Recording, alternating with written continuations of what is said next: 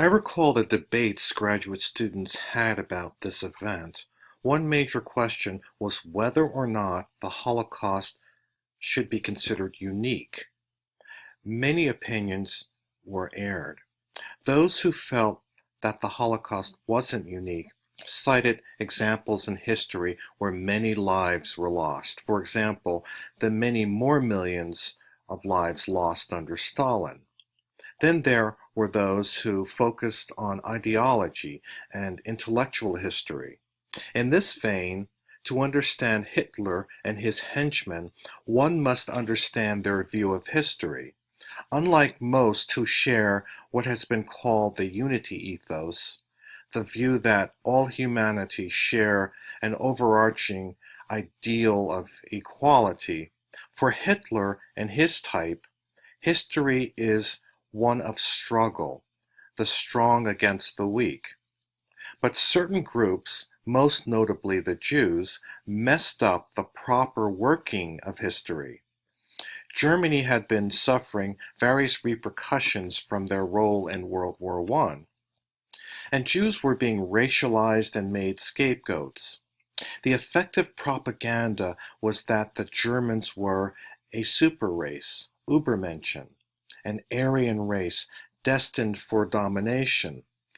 The Jews were a deceitful race, a type of cancerous growth, messing up the proper workings of history.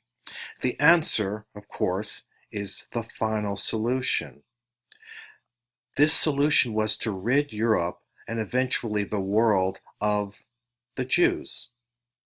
This would cause history to resume its proper working. One philosopher has said that history is a butcher's block. History is replete with violence, war, and bloodshed. But we must ask ourselves, does the notion that the world would be a better place without the existence of a particular people, is that unique? This ideology does explain some of the military decisions made by Hitler during the war, like splitting his forces on two fronts, toward the West and Russia. I remember my sixth grade teacher, Mrs. Zaretsky, a Russian Jew.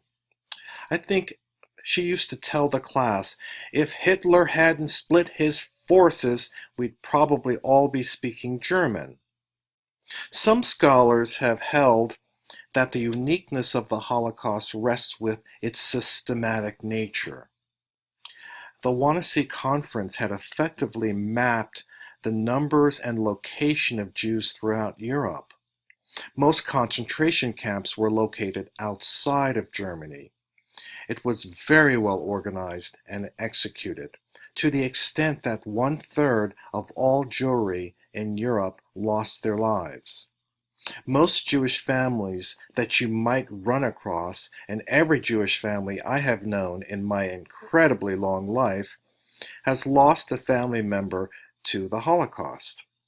Another way of thinking of the Holocaust and Hiroshima is that they are examples of an overburdened theodicy.